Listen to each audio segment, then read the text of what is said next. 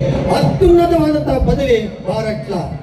ಈ ಪದವಿಗಳನ್ನು ಪಡೆದು ಅವರು ಮಾತ್ರವಲ್ಲದೆ ಭಾರತದಲ್ಲಿ PhD ಪದವಿಯನ್ನು ಪಡೆದಂತಹ, ವಿದೇಶದಲ್ಲಿ PhD ಪದವಿಯನ್ನು ಪಡೆದಂತಹ ಏಕೈಕ ಭಾರತೀಯನೆಂದರೆ ಬಾಬಾ ಸಾಹೇಬ್ ಅಂಬೇಡ್ಕರ್ ಅವರು.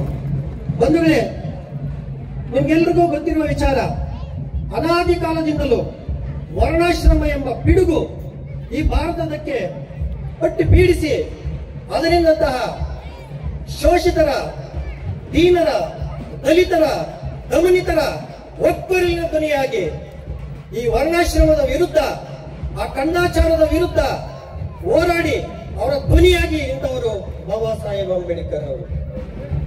ಅಷ್ಟೇ ಅಲ್ವಾ, ಅವರು ಅದು ಮಾಡಿದ ಸರ್ವರ ಬಾಳಿಗೆ. ಇದನ್ನ ಅನೇಕರು ಹೇಳ್ತಾರೆ ಕೇವಲ ಬಾಬಾ ಸಾಹೇಬ್ ಅಂಬೇಡ್ಕರ್ ಒಂದು ವರ್ಗಕ್ಕೆ ಸೀಮಿತವಾದವರು. ಖಂಡಿತ ತಪ್ಪು ನಿಮ್ಮ ಅಭಿಪ್ರಾಯ. ಬಾಬಾ ಸಾಹೇಬ್ ಅಂಬೇಡ್ಕರ್ ಒಂದು ವರ್ಗವನ್ನು ಪ್ರತಿನಿಧಿಸಲಿಲ್ಲ, ಸರ್ವರ ಬಾಳಿಗೆ, ಎಲ್ಲರ ಬಾಳಿಗೆ, ಕೆಲವರ ಬಾಳಿಗೆ ಅಲ್ಲ, ಸರ್ವರ ಬಾಳಿಗೆ ಬೆಳಕಾಗಿ ಬಂದವರು ಬಾಬಾ ಸಾಹೇಬ್ ಅಂಬೇಡ್ಕರ್ ಅವರು. ಈ ದೇಶದ ಬೆಳಕು, ಈ ದೇಶದ ಜೀವಾಳ. ಅಂಬೇಡ್ಕರ್ ಎಂದರೆ ಜ್ಞಾನ, ಅಂಬೇಡ್ಕರ್ ಎಂದರೆ ಶಕ್ತಿ, ಅಂಬೇಡ್ಕರ್ ಎಂದರೆ ಜ್ಞಾನ, ಅಂಬೇಡ್ಕರ್ ಎಂದರೆ ಈ ಸಂವಿಧಾನದ ಜೀವಾಳ, ಅಂಬೇಡ್ಕರ್ ಎಂದರೆ ಈ ಭಾರತದ ಬೆಳಕು ಎಂದು ನೀವು ಹೇಳಕ್ಕೆ ಇಷ್ಟಪಡ್ತೀರಿ ಬಂಧುಗಳೇ. ಇಷ್ಟೇ ಮಾತ್ರ ಅಲ್ಲ, ನೀವು ಸ್ವಲ್ಪ ಇತಿಹಾಸವನ್ನು ನೋಡಿದರೆ ನಿಮ್ಗೆ ಚೆನ್ನಾಗಿ ಅರ್ಥ ಆಗುತ್ತೆ. ಎಷ್ಟು ಇಲ್ಲ, ನಮ್ಮ ತಂದೆಯ ಕಾಲ, ನಮ್ಮ ತಾತನ ಕಾಲ. ಧನ್ಯವಾದಗಳು. ನಮ್ಮ ತಂದೆಯ ಕಾಲ, ನಮ್ಮ ತಾತನ ಕಾಲ, ನಮ್ಮ ಮುತ್ತಾತನ ಕಾಲ ಸಾಕು. ಇನ್ನು ಎಷ್ಟು ಹಿಂದೆ ಹೋಗೋದು ಬೇಡ. ಎಷ್ಟು ಅನುಭವ, ನೋವು, ನಲಿವು ಅನುಭವಿಸಿದ್ದೇವೆ. ಒಂದು ಸಲ ನಿಮ್ಮ ಮುಂದೆ ಕಣ್ಮುಂದೆ ತಂದುಕೊಳ್ಳಿ ಬಂಧುಗಳೇ. ಪಶುಗಳನ್ನು ಮುಟ್ಟಬಹುದು, ಪ್ರಾಣಿಗಳನ್ನು ಮುಟ್ಟಬಹುದು, ಅನ್ಯಗಳನ್ನು ಮುಟ್ಟಬಹುದು, ಕ್ಷುದ್ರ ಪ್ರಾಣಿಗಳನ್ನು ಮುಟ್ಟಬಹುದು, ಮನುಷ್ಯರನ್ನು ಮುಟ್ಟಂಗಿಲ್ಲ. ನಿಮ್ನ ವರ್ಗದ ಮನುಷ್ಯರನ್ನು ಮುಟ್ಟಂಗಿಲ್ಲ. ಆ ನಿಮ್ನ ವರ್ಗದವರು ಸಮಾಜದಲ್ಲಿ ಕಡೆಗಣಿಸಲ್ಪಟ್ಟವರು. ಈ ಸಮಾಜದ ಅಪ್ಪರ್ ಕ್ಲಾಸಸ್ ವ್ಯಕ್ತಿಗಳು ಬಂದಾಗ ಸೂರ್ಯೋದಯಕ್ಕೆ ಮುಂಚೆ ಅಥವಾ ಸೂರ್ಯಾಸ್ತದ ನಂತರ ಅವರು ಬರಬೇಕಾಗಿತ್ತು. ಹಾಗೆ ಬರುವಾಗ ಸೊಂಟಕ್ಕೆ ಒಂದು ಕಸ್ಮರ್ಗಿ, ಕೊರಳಿಗೆ ಒಂದು ಮಡಿಕೆ ಕಟ್ಟಿಕೊಂಡು ಬರಬೇಕಾಗಿತ್ತು. ಏನಕ್ಕೆ ಈ ಕಸ್ಮರ್ಗಿ, ಏನಕ್ಕೆ ಈ ಮಡಿಕೆ ಅಂದ್ರೆ, ನಾವು ನಡೀತಾ ಬಂದಾಗ ನಿಮ್ಮಲ್ಲಿ ಮೂರುವಂತಹ ಹೆಜ್ಜೆ ಗುರುತುಗಳನ್ನು ಅಳಿಸಕ್ಕೆ ಈ ಸೊಂಟಕ್ಕೆ ಕಟ್ಟಿರುವ ಕಸುಮರಿಗೆ. ನಿಮ್ಗೆ ಎಂಜಲು ಉಗಿಯಬೇಕಂದ್ರೆ ತನ್ನ ಕೊರಳಲ್ಲಿ ಕಟ್ಟಿಕೊಂಡಿರುವಂತಹ ಮಡಿಕೆಗೆ ಉಗಿಯಬೇಕಾಗಿತ್ತು. ಒಂದು ಸಲ ಆ ಒಂದು ಕ್ಷಣವನ್ನು, ಆ ಅನುಭವವನ್ನು, ಆ ನೋವನ್ನು ಒಂದು ಸಲ ನಿಮ್ಮ ಕಣ್ಣು ಮುಂದೆ ತಂದುಕೊಳ್ಳಿ. ಎಷ್ಟು ನೋವು ಅನುಭವಿಸಿದ್ದೀರಾ ನಮ್ಮ ಮೂಲ ನಿವಾಸಿಗಳು, ಎಷ್ಟು ಅವಮಾನ. ಇದನ್ನೆಲ್ಲ ಮೆಟ್ಟಿ ನಿಂತವರು ಈ ದೇಶಕ್ಕೆ ಅಸ್ಪೃಶ್ಯತೆ ಎಂಬ, ಈಗ 2019ರಲ್ಲಿ ಏನು ಕರೋನಾ ಬಂದಿತ್ತು ತಮಗೆಲ್ಲ ಗೊತ್ತು. ಹೆಂಗಿದ್ವಪ್ಪ ಕರೋನಾದಲ್ಲಿ? ಒಬ್ಬರಿಗೊಬ್ಬರು ಹತ್ತಿರ ಕೂರಂಗಿಲ್ಲ, ದೂರ ದೂರ ದೂರ ದೂರ ನಿಂತ್ಕೋಬೇಕು. ಯಾಕಂತ ಹೇಳಿದ್ರೆ ನಮಗೂ ಆ ಕರೋನಾ ವ್ಯಾಧಿ ಬಂದ್ಬಿಡುತ್ತೇನೋ ಅಂತ. ಹಾಗೆ ದೂರ ದೂರ ದೂರ ದೂರ ನಿಲ್ಲಿಸಿದ್ರು. ಬಹುಶಃ ಈ ದಿನ ನಾವು ಏನು ಈ ರೀತಿ ಕೂತ್ಕೊಂಡಿದೀವಿ, ಭುಜಕ್ಕೆ ಭುಜ ಕೊಟ್ಟು ಹೆಜ್ಜೆಗೆ ಹೆಜ್ಜೆ ಹಾಕಿ ಇದನ್ನ ನಾವು ಏನ್ ಕೂತ್ಕೊಂಡಿದ್ದೀವಿ, ಈ ರೀತಿ ಕೊಳ್ಳಕ್ಕೆ ಸಾಧ್ಯನೇ ಇರ್ತಿರ್ಲಿಲ್ಲ, ಸಾಧ್ಯನೇ ಇರ್ತಿರ್ಲಿಲ್ಲ ಬಂಧುಗಳೇ. ನಮ್ಮ ಅಂಬೇಡ್ಕರ್ ಜಿಯವರು ಈ ಸಂವಿಧಾನ ಬರೀಲಿಲ್ಲ ಅಂದ್ರೆ ಇದು ಸಾಧ್ಯನೇ ಇರಲಿಲ್ಲ. ಆ ಒಂದು ಅಸ್ಪೃಶ್ಯತೆ ಎಂಬ ಆ ಕರೋನಾವನ್ನು ಹೋಗಲಾಡಿಸಿದವರು ಬಾಬಾ ಸಾಹೇಬ್ ಅಂಬೇಡ್ಕರ್ ಅವರು. ಹೇಗೆ ಹೋಗಲಾಡಿಸಿದವರು? ಕೊರೋನಾಗೆ ನೋಡಿ, ಕೊರೋನಾಗೆ ಔಷಧಿ ಕಂಡು ಹಿಡಿದ್ರು. ಏನು ಕೋವಿಶೀಲ್ಡ್, ಕೋವ್ಯಾಕ್ಸಿನ್ ಎಲ್ಲರೂ ಹಾಕೊಂಡಿದ್ದೀರೋ ಇಲ್ಲ, ಏನು ನಮ್ಗೆ ಬೇಡ ಅಂತ. ಅದೇ ರೀತಿ ಬಾಬಾ ಸಾಹೇಬ್ ಅಂಬೇಡ್ಕರ್ ಅವರು ಸಂವಿಧಾನದಲ್ಲಿ 17ನೇ ಅನುಚ್ಛೇದವನ್ನು ಜಾರಿಗೆ ತರುವುದರ ಮೂಲಕ ಅಸ್ಪೃಶ್ಯತೆಯ ಸಂಪೂರ್ಣವಾದ ನಿಷೇಧವನ್ನು ಮಾಡಿದರು. ಯಾವುದೇ ರೀತಿಯಲ್ಲಿ ಅಸ್ಪೃಶ್ಯತೆಯನ್ನು ಆಚರಿಸುವುದು, ಅದು ದಂಡನೀಯವಾದಂತಹ ಅಪರಾಧ ಅಂತೇಳಿ ನಿಮ್ಗೆ ಹೇಳಕ್ಕೆ ಬಯಸ್ತೀನಿ ಬಂಧುಗಳೇ. ಈಗಾಗಲೇ ನಮ್ಮ ಅನೇಕರು ಹೇಳ್ತಾ ಇದ್ರು ಭಾರತದ ಸಂವಿಧಾನ ಹೆಂಗೆ, ಅದರ ಹಿರಿಮೆ, ಅದರ ಮಹತ್ವ ಹೆಂಗಪ್ಪ ಅಂತ. ನಮ್ಮ ಭಾರತದ ಸಂವಿಧಾನ ವಿಶ್ವದಲ್ಲಿ ಸರ್ವಶ್ರೇಷ್ಠವಾದಂತಹ ಸಂವಿಧಾನ ಅಂತ ಹೇಳಕ್ ಬಯಸ್ತೇನೆ. ನೀವು ನೋಡಿ, ನಾನು ನಿಮ್ಗೆ ಒಂದು ವಿಚಾರ ಹೇಳ್ತೀನಿ. ಏನಪ್ಪಾ ಅಂದ್ರೆ, ನಾನು ಮುಳಬಾಗಿಲಿನ ಪ್ರಧಾನ ಸಿವಿಲ್ ಜಡ್ಜ್ ಮತ್ತು JMFC ನ್ಯಾಯಾಲಯದಲ್ಲಿ ಸಹಾಯಕ ಸರ್ಕಾರಿ ಅಭಿಯೋಜಕನಾಗಿ ಕೆಲಸ ನಿರ್ವಹಿಸ್ತಾ ಇರೋದ್ರಿಂದ ನನ್ನ ಈ ಒಂದು ವೃತ್ತಿಗೆ ಪೂರ್ವದಲ್ಲಿ, ನನ್ನ ಪೂರ್ವಾಶ್ರಮದಲ್ಲಿ ನಾನು ವಕೀಲನಾಗಿ 2010ನೇ ಸಾಲಿನಲ್ಲಿ ನಂಗಲಿ ಗ್ರಾಮ ಪಂಚಾಯಿತಿಯ ಸದಸ್ಯನಾಗಿ, ಉಪಾಧ್ಯಕ್ಷನಾಗಿ, ಹಂಗಾಮಿ ಅಧ್ಯಕ್ಷನಾಗಿ, ಇದೇ ನಮ್ಮ ಅಮರಜ್ಯೋತಿ ಸಮೂಹ ವಿದ್ಯಾಸಂಸ್ಥೆಗಳಲ್ಲಿ ಶಿಕ್ಷಕನಾಗಿ ಕರ್ತವ್ಯ ನಿರ್ವಹಿಸಿದ್ದೇನೆ. ಆದರೆ ಈಗ ನಾನೊಬ್ಬ ಹಾಲಿ ಅಸಿಸ್ಟೆಂಟ್ ಪಬ್ಲಿಕ್ ಪ್ರಾಸಿಕ್ಯೂಟರ್ ಆಗಿರುವುದರಿಂದ ಸರ್ಕಾರದ ಮೇಲೆ ನನಗೆ ಜವಾಬ್ದಾರಿ ಮತ್ತು ಕರ್ತವ್ಯ ಇರುವುದರಿಂದ ನನಗೆ ಕೆಲವು ಮಿತಿ ಹಿನ್ನೆಲೆಯಲ್ಲಿ ನಾನು ಮಾತನಾಡಬೇಕಾಗತ್ತೆ. ದಯವಿಟ್ಟು ಅರ್ಥ ಮಾಡಿಕೊಳ್ಳಬೇಕು.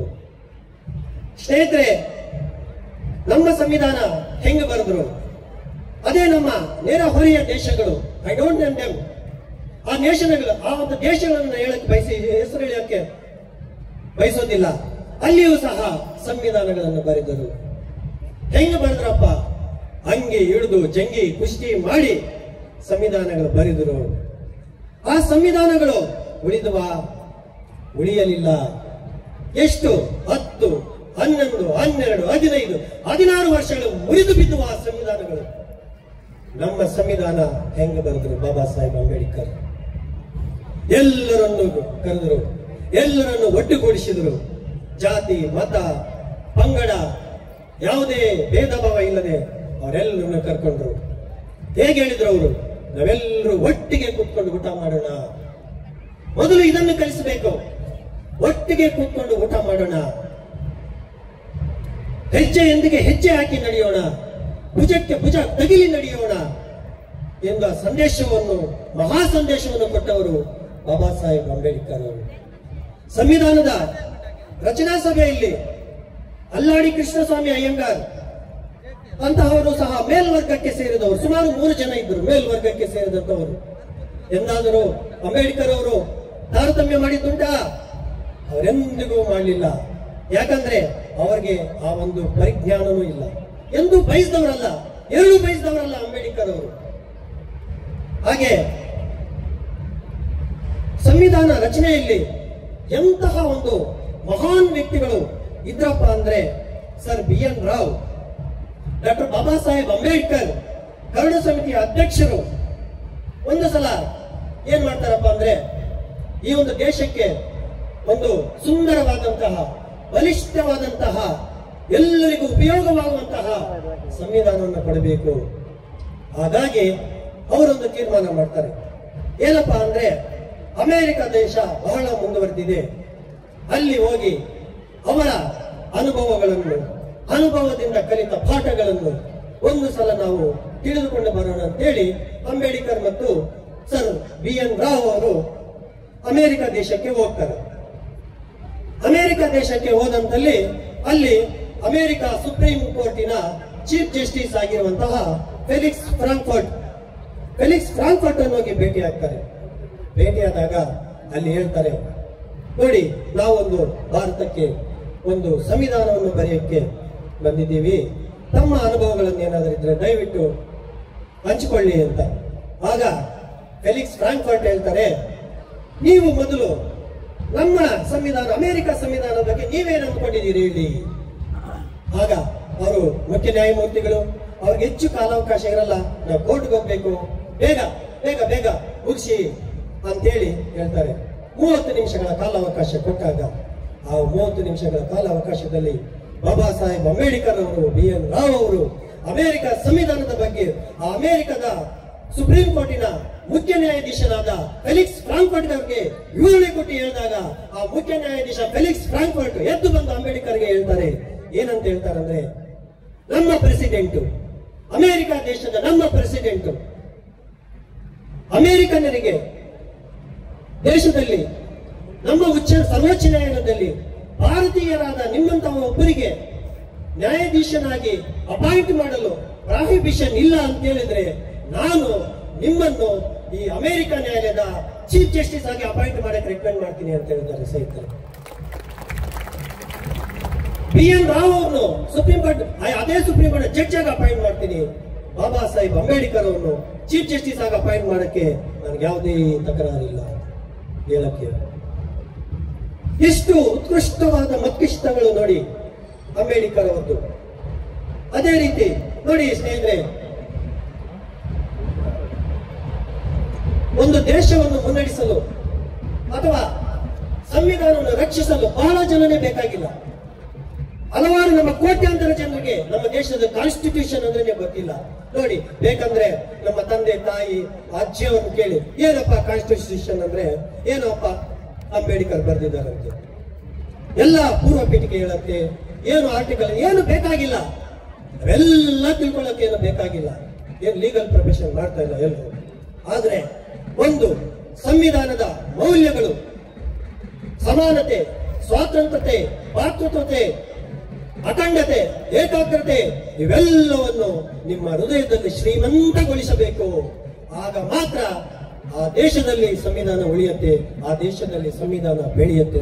ಸ್ನೇಹಿತರೆ, ಒಂದೇ ಒಂದು ಸಣ್ಣ ಪ್ರಕರಣದ ಬಗ್ಗೆ ನಿಮಗೆ ನಾನು ಹಂಚ್ಕೊಳ್ತೀನಿ. 1975 ದೇಶದಲ್ಲಿ ತುರ್ತು ಪರಿಸ್ಥಿತಿ. ಅಂತಹ ಸಂದರ್ಭದಲ್ಲಿ ಸಂವಿಧಾನದಲ್ಲಿ ಕೊಡಮಾಡಲ್ಪಟ್ಟಂತಹ ಮೂಲಭೂತ ಹಕ್ಕುಗಳು ಸಸ್ಪೆನ್ಷನ್ ಇಡಲ್ಪಟ್ಟವು, ಎಲ್ಲ ಹಕ್ಕುಗಳು ಅಮಾನತಿನಲ್ಲಿ ಇಡಲ್ಪಟ್ಟವು. ಆಗ ಒಂದು ಸಮಯದಲ್ಲಿ ಪ್ರಖ್ಯಾತ ಪ್ರಕರಣ, ಐತಿಹಾಸಿಕ ತೀರ್ಪು, ADM ಜಬಲ್ಪುರ್ ವರ್ಸಸ್ ಶಿವಕಾಂತ್ ಶುಕ್ಲಾ ಒಂದು ಪ್ರಕರಣವನ್ನು ನಿಮ್ಗೆ ಹೇಳಕ್ ಇಷ್ಟಪಡ್ತೀನಿ. ಆ ಪ್ರಕರಣದಲ್ಲಿ ಶಿವಕಾಂತ್ ಶುಕ್ಲಾನವರು ಸರ್ಕಾರವು ಯಾವುದೇ ಒಂದು ಕಾರಣ ಇಲ್ಲದೆ ಅನೇಕ ಜನರನ್ನು individuals are detained in the prison. Kindly I have humble submission before the supreme court of India. Request ಮಾಡ್ತಾರೆ. ಒಟ್ಟು ನ್ಯಾಯಾಧೀಶರ ಸಂಖ್ಯೆ 5. ಒಟ್ಟು ನ್ಯಾಯಾಧೀಶರ ಸಂಖ್ಯೆ 5ರಲ್ಲಿ ಮನವಿ ಮಾಡ್ತಾರೆ. ಏನಪ್ಪಾ ಅಂತ ಹೇಳಿದ್ರೆ, ಅನೇಕ ಇಂಡಿವಿಜುವಲ್ಸ್ ಸಸ್ಪೆನ್ಷನ್ ಅಲ್ಲಿದೆ, ದಯವಿಟ್ಟು ರೆಮಿಡಿ ಕೊಡಿ ಅಂತ ಹೇಳಿದ್ರೆ, ಆಗ ಒಕ್ಕೂಟ ಸರ್ಕಾರದ ಪರವಾಗಿ ಸರ್ಕಾರಿ ವಕೀಲರಾದ attorney general of India Niranjan day ವಾದ ಮಾಡ್ತಾರೆ. ಏನಂತ, ತುರ್ತು ಪರಿಸ್ಥಿತಿಯಲ್ಲಿ ನೀವು ಯಾವುದೇ ಪರಿಹಾರ ಕೊಡಬಾರದು ಅಂತ ಹೇಳಿ ಏನು ವಾದ ಮಾಡ್ತಾರೆ ಅಂದ್ರೆ, this is emergency my lords, this is emergency my lords. All the fundamental guarantees guaranteed by the Constitution is animation suspended, and therefore this honorable court as not having any jurisdiction to entertain the petition. Even a citizen of India is bound down to the corridor of this court. This court is not having any remedy. ತುರ್ತು ಪರಿಸ್ಥಿತಿ ಇರುವುದರಿಂದ ಈ ಒಂದು ನ್ಯಾಯಾಲಯಕ್ಕೆ ಅಧಿಕಾರ ವ್ಯಾಪ್ತಿ ಇಲ್ಲ ಅಂತೇಳಿ ಸರ್ಕಾರಿ ವಕೀಲರು ಮಾಡಿದಾಗ ಎಲ್ಲ 4 ಜನ ನ್ಯಾಯಾಧೀಶರು ಹೌದು ಅಂತ ಹೇಳಿದ್ರು. ಎಷ್ಟೋ ಜೀವನಗಳ ಹರಣ ಉಂಟಾಯಿತು. ಅದರಲ್ಲಿ ಒಬ್ಬ justice Khanna, the great judge justice Khanna ಹೇಳ್ತಾರೆ, ಏನ್ ಹೇಳ್ತಾರಪ್ಪ ಅವರಂದ್ರೆ, the parliament cannot be suspended, guaranteed by the Constitution, the fundamental rights, Article 20 and 21, 21ನೇ ಅನುಚ್ಛೇದದಲ್ಲಿ ಖಾತರಿ ಮಾಡಲ್ಪಟ್ಟಂತಹ ಈ ಒಂದು ಹಕ್ಕುಗಳನ್ನು ಮೊಟಕುಗೊಳಿಸಲು ಸಾಧ್ಯವಿಲ್ಲ. ಇಂಥ ಒಬ್ಬ ಜಸ್ಟಿಸ್ ಖನ್ನಾ ಸಂವಿಧಾನವನ್ನು ಕಾಪಾಡುತ್ತಾರೆ. ಮತ್ತೆ ನೋಡಿ, ಒಬ್ಬ KPS ಗಿಲ್, ಒಬ್ಬ ಖೈರ್ನಾರ್, ಒಬ್ಬ TN ಶೇಷನ್, ಒಬ್ಬ ಪಾಲ್ಕಿವಾಲಾ, ಇಂತಹ ಮಹಾನ್ ನಾಯಕರು ಸಂವಿಧಾನವನ್ನು ಕಾಪಾಡುತ್ತಾ ಇದ್ದಾರೆ. ಬಂಧುಗಳೇ, ನಾವು ಸಹ ಈ ಸಂವಿಧಾನವನ್ನು ಉಳಿಸಬೇಕು, ಬೆಳೆಸಬೇಕಂದ್ರೆ ಮೊದಲು ನಾವು ಒಗ್ಗಟ್ಟಾಗಿರಬೇಕು. ನೋಡಿ, ಆ ಅಧಿಕಾರಿ ಈ ಪಂಗಡದವನು, ಈ ಅಧಿಕಾರಿ ಆ ಪಂಗಡದವನು, ಏನೈತಪ್ಪ ಇದರಿಂದ ಉಪಯೋಗ? ಏನಾದ್ರೂ ಉಪಯೋಗ ಉಂಟಾ? ಏನು ಉಪಯೋಗ ಇಲ್ಲ. ಒಂದು ಫ್ಯಾಮಿಲಿ ತಗೊಳ್ಳಿ ನೀವು, ಅಣ್ಣ ತಮ್ಮ ಜಗಳ ಮಾಡಿ ಕುಸ್ತಿ ಕಿತಾಟ ಹೊಡೆದಾಟ ಬಡದಾಟ ಮಾಡಿ ಅದರಿಂದ ಕೋರ್ಟ್ ಕಚೇರಿ ಅಲ್ಲಾಡಿದಾಗ ಒಂದಾದರೂ ಎಂದಾದರೂ ಉಪಯೋಗ ಆಗಿದ್ದುಂಟ? ಸೊ ಒಂದು ಫ್ಯಾಮಿಲಿಗೇನೆ ಅದು ಉಪಯೋಗ ಆಗಿಲ್ಲ ಅಂದ್ರೆ ಒಂದು ಸಮಾಜಕ್ಕೆ ಉಪಯೋಗ ಆಗತ್ತಾ? ಒಮ್ಮೆ ಯೋಚಿಸಬೇಕಾಗಿ ತಮ್ಮಲ್ಲಿ ಕಳಕಳಿಯ ಮನವಿ. ಸಮಯದ ಅಭಾವ ಇದೆ, ನನಗೆ ಸೂಚನೆ ಬಂದಿದೆ. ನೋಡಿ, ನೀವೆಲ್ಲರೂ ಸಹ ಜಾಗರೂಕರಾಗಿರಿ. ನೀವು ಜಾಗರೂಕರಾಗಿಲ್ಲ ಅಂದ್ರೆ ಈ ಸಂವಿಧಾನ ಉಳಿಯಲ್ಲ. ನಿಮಗೆ ಉಳಿಸಲ್ಲ ಅಂತ ಶಕ್ತಿ ಕೊಟ್ಟಿಲ್ಲ ಅಂದ್ರೆ ಈ ಸಂವಿಧಾನವನ್ನು ಬೇರೆಯವರು ಉಳಿಸಲ್ಲ ಅಂತ ಹೇಳಲು ನೆನಪಲ್ಲಿ ಇಟ್ಕೊಳ್ಳಿ. ಎಲ್ಲರೂ ಜಾಗರೂಕರಾಗಿರಿ, ಸಂಪೂರ್ಣ ಪ್ರಜ್ಞಾವಂತರಾಗಿರಿ, ಸಂಪೂರ್ಣ ಅವೇರ್ನೆಸ್ ಆಗಿರಿ. Be careful, B vigilance. ನಾವೆಲ್ಲರೂ ಒಗ್ಗೂಡಿ ನಮ್ಮ ಕೈಯಲ್ಲಿದೆ ಇದನ್ನು ಉಳಿಸುವುದು, ಬೆಳೆಸುವುದು. ಬಾಬಾ ಸಾಹೇಬ್ ಅಂಬೇಡ್ಕರ್ ಅದಕ್ಕೆ ಹೇಳಿದ್ರು, ಆರ್ಟಿಕಲ್ 32 ಸಂವಿಧಾನದ ಹೃದಯ ಮತ್ತು ಆತ್ಮ ಅಂತೇಳಿ. ಹಾಗಾಗಿ ನಮ್ಮಲ್ಲಿ ಒಳಜಗಳ ಬೇಡ, ನಮ್ಮಲ್ಲಿ ಎರಡು ಭಾವಿಸುವುದು ಬೇಡ ಸ್ನೇಹಿತರೆ, ಬೇಡ ಬಂಧುಗಳೇ. ನಾವೆಲ್ಲ ಒಗ್ಗಟ್ಟಾಗಿ ಮುಂದೆ ಹೋಗೋಣ.